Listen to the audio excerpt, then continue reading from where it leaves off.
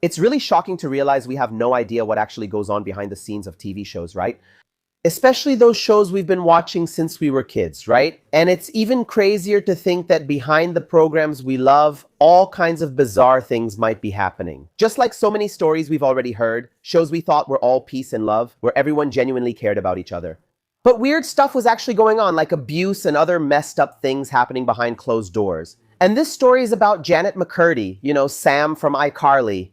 This girl suffered from every angle in life, on her mom's side, her dad's side, everywhere. The truth is, folks, she was never happy in her life, which is why they say success isn't the same as happiness, right? Because she had so much success in life, yet she wasn't happy. Jennette Michelle Gaia McCurdy was born on July 26, 1992. She was born and raised in Long Beach, California. She's the daughter of Mark McCurdy and Deborah McCurdy. She was also the youngest of three brothers, Marcos, Dustin, and Scott. Since childhood, she remembers her mom doing things just to get attention. Her dad was never very present in her upbringing either, and he kind of went along with whatever her mom did. She grew up poor, everyone slept on mattresses in the living room. The house was super cramped, and she recalls her mom was a serious hoarder, so there were piles of stuff all over the place. When she was 2 years old, her mom was diagnosed with breast cancer and went through treatment for it. But here's the thing, folks. She says that when her mom got cancer, she almost broadcast it to the whole town. She treated it like it was her life's big award. Because she loved being the center of attention and needed people to shower her with sympathy. Oh, poor thing. Oh my gosh, I don't even know what to say. Plus, she said her mom kept reminding her of that cancer, even years later, always bringing it up. She'd say things like, "I find it really strange how you reacted to my cancer back then." Imagine, a 2-year-old child. Anyway, when Jennette was 6 years old, her mom decided she'd become an actress. Because her mom had always dreamed of being an actress herself, and since she never got to fulfill that dream, she declared, "No, Jennette will be the actress." And that was that. Period. She chose this path because of her mom's deep narcissism. And from childhood on, Jennette developed this feeling that she owed something to her mother. Her mom drilled it into her like it was a rule, implanted it in her mind. I was born to serve my mother. At 6 years old, she didn't want to be an actress, but because her mom decided it, she just went along with it. All right, let's do this acting thing. After going through tons of auditions, she started noticing her mom pouring all this energy into it and becoming totally obsessed with it. So, for example, whenever Jennette passed an audition, her mom would be super happy and shower her with praise. But when she didn't get the part, her mom would act like it was all Jennette's fault, as if something was wrong with her and that she needed to improve so things would work out next time. They went through this cycle for years, and honestly, Jennette did become a good actress and landed several roles as a child. But from the moment this all started, Jennette began being manipulated by her mom in many different ways. For instance, when her mom realized Jennette wasn't a strong dancer, but dancing was required for some of her acting jobs, what did she do? She enrolled Jennette in 2 dance classes a day, 5 days a week. So she was taking like 10 dance classes a week. It was exhausting. On top of that, she had regular school, plus singing lessons, plus all these other activities her mom made her do because she had to be perfect. Her mom also tightly controlled her diet from a very young age. So Jennette was never really allowed to eat freely, not even as a kid. She never got to truly enjoy food. She always ate super restricted, low-calorie meals right from childhood. From an early age, her mom also drilled into Jennette that she needed to focus on work. So, for example, normal childhood things like a friend's birthday party or a cousin's celebration just didn't happen for her. She was never allowed to go to those events because she was always supposed to be thinking about work and preparing for work. And over time, Jennette started believing this was her version of happiness. She convinced herself she had to serve her mom and do everything for her, that this was the only way she'd be happy. People even encouraged Jennette to drink coffee instead of eating meals. So during mealtime, she'd swap food for coffee because she needed to stay thin. That's what the industry demanded. Her diet was also super weird. When she did eat food, it wasn't healthy, like no protein, just extremely restrictive, unnatural meals. At one point, they went to the doctor because she was feeling really unwell due to her health condition. And when they got there, the doctor turned to her mom and said, "Jennette has anorexia." Her mom tried to brush it off, but after they left the office, Jennette asked, "Mom, what's anorexia?" And her mom replied, "Oh, honey, don't worry. That person doesn't know what they're talking about." On top of all this, her mom also did daily body inspections on her. Maybe she convinced herself, "Oh, my daughter might be getting sick, I need to check on her, or people might blame me if something's wrong." I don't know, but it was really strange. Jennette said her mom would examine her private areas every single day. It was extremely embarrassing for her. Plus, her mom bathed her, even into her teenage years, like she still gave her baths during adolescence. She never let any of the kids bathe alone, not Jennette, not her brothers. It was just like that. Whenever they asked to shower by themselves, their mom would say, "No, you can't. You don't know how to wash properly. You'll stay dirty." And now guess what's worse? She made all four of them bathe together, even when they were already teenagers. It was super awkward, but they all had to shower together.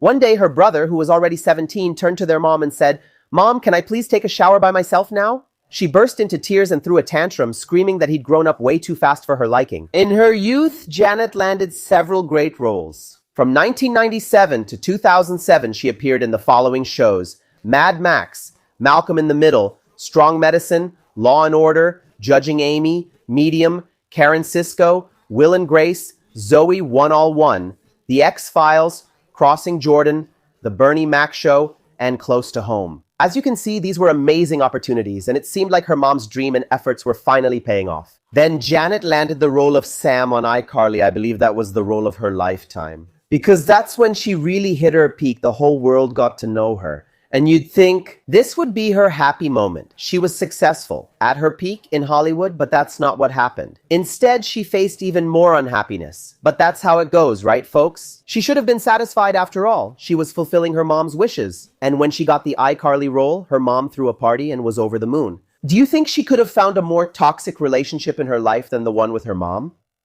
Probably not, but she did find someone very similar, the director of iCarly. According to her, he was completely manipulative and intimidating. He'd yell at actors on set and humiliate crew members, and okay, fine. Maybe that's not directly relevant to her personal life, but here's what matters. Over time, he started fixating on her intensely. He'd make her wear totally uncomfortable outfits, like really short, weird clothes for the time. She'd always say, "Guys, I don't want to film in these clothes," and the crew would reply, "Yeah, but he's the boss. You'll have to do it." Anyway, iCarly became a hit. After that, he started inviting her to professional lunches, and her mom always encouraged these meetings. She'd tell Jennette, "Do everything he says. He's the one who can make you successful. He runs Nickelodeon, so just go along with it." During those lunches, he'd basically put her on a pedestal, compare her to other actors, and say she was the chosen one, even promising she'd get her own show someday. But he'd add that since iCarly was such a massive hit, they couldn't abandon that success and couldn't focus on two shows at once. So she'd just have to wait a while for that solo project to happen. This gave her mom huge hope. It made her incredibly happy and even more focused on pushing Jennette. But folks, her mom was so obsessed, so crazy, that even that wasn't enough for her. So when iCarly went on break for a while during their hiatus, her mom decided Jennette should launch a singing career now that she was famous and successful. Remember, folks, even acting wasn't her choice, let alone singing. She didn't want any of this, but she kept telling herself, "I have to do this for my mom. I have to do this for my mom." Her mother then contacted several record labels, and she basically forced the poor girl to become a singer. But here's the thing, folks. She had no life anymore. Especially after iCarly came back, after they returned from their break, she'd film iCarly all week long and then travel on weekends to perform concerts. She'd become a country singer. With all these travel opportunities, many times she had to go without her mother. That's because their schedules didn't line up. And during those trips without her mom, she started developing binge eating disorder. Yes, folks. She got it in her head that those moments were her chance to eat everything she wanted, things her mother never allowed her to have. Since she was so successful and respected, when she arrived at hotels or venues, she could order whatever she wanted, so she did. She said she'd eat until she made herself sick. She truly had a compulsion. But afterward, because of her mental association with her mother, believing she owed everything to her, she'd feel terrible guilt. She'd feel incredibly heavy, knowing she'd done something against her mother's wishes and broken her mother's rules. Around that time, her mother's cancer returned. And despite this devastating news, when she reunited with her mom, her mother looked at her and said, "You're gaining weight, huh?" During this same period, she was still on iCarly, and she had a backstage encounter with the show's director. They were in a relaxed moment together. He was drinking a whiskey with coffee and he offered it to her even though she'd never had alcohol before and he knew that. He told her she should drink it because that's what people do backstage and that she needed to go along with it. During that same encounter, he started touching her, giving her massages and behaving very strangely. While doing all this, he kept talking about the new show he was planning to give her, one that would be hers alone, as if it were a bargaining chip. He basically implied, I'm doing this now, so you stay quiet and go along with it, or you won't get your own show. He even tried to take off her jacket. She later recounted this story, saying she tried to deflect and change the subject, and luckily it worked. She managed to escape the situation. After that, she met a guy and started dating him, obviously without her mother's knowledge. She told her mom she was traveling with a gay friend, but in reality, she went away with him. Because, of course, if her mother found out she was traveling with a man, with a guy, she'd lose it, right? Her mom would have gone insane. But then it happened, they went on a beach outing and paparazzi caught them together. The news spread everywhere. Jennette spotted with a mysterious boyfriend. Her mother, of course, saw the headlines and sent her an email. Let me tell you just how awful that email was. I saw the photos online. You're with that horrible man. You're with him. This has embarrassed me more than I ever thought possible. You look like a cheap prostitute in those street clothes, and I saw pictures of your disgusting stomach. You've lost my trust. You're ugly. You made me sick. You caused my cancer. I never want to look at your face again. P.S. Send money for a new refrigerator. The one here at home broke. Eventually, her long-awaited show, the one promised to her for years, finally came to life. But it wasn't truly hers alone. It was a shared show with Ariana Grande called Sam and Cat. The show didn't last long. I think it wasn't very successful. Honestly, I don't even know this show. I've never watched it. And I didn't even know Ariana had done a Nickelodeon series. But maybe I'm just out of the loop. Perhaps some of you watching know more than I do. All I know is that after a while, the director, in the final days before the show was canceled during its last recordings, started freaking out on the cast, especially on Jennette. He became extremely harsh and many people began reporting him. Stories about his behavior on set started leaking. At the same time, the media began publishing accounts from other actors exposing what he'd done. And then, Sam and Cat got canceled, and Nickelodeon offered Jennette $300,000 to stay silent. Don't talk about what you experienced here. Just walk away peacefully. But she refused, obviously. After that, folks, she got even worse. She was unemployed, developed bulimia, anorexia, fell into deep depression. Her mother had cut ties with her and was furious. And around this time, she started drinking alcohol for real. Soon after, her mother fell into a coma and passed away. And do you think that brought her relief, folks? It didn't. She was devastated by her mother's death because she loved her mother more than anything. And at that point, she still didn't realize that what she'd endured was wrong. She believed her life had been perfect in the sense that she owed everything to her mother.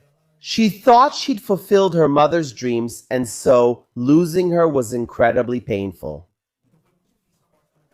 After some time, she landed a role in a Netflix series. There, she met a Christian guy and started dating him. He was very devout, deeply focused on Jesus, a very intense person.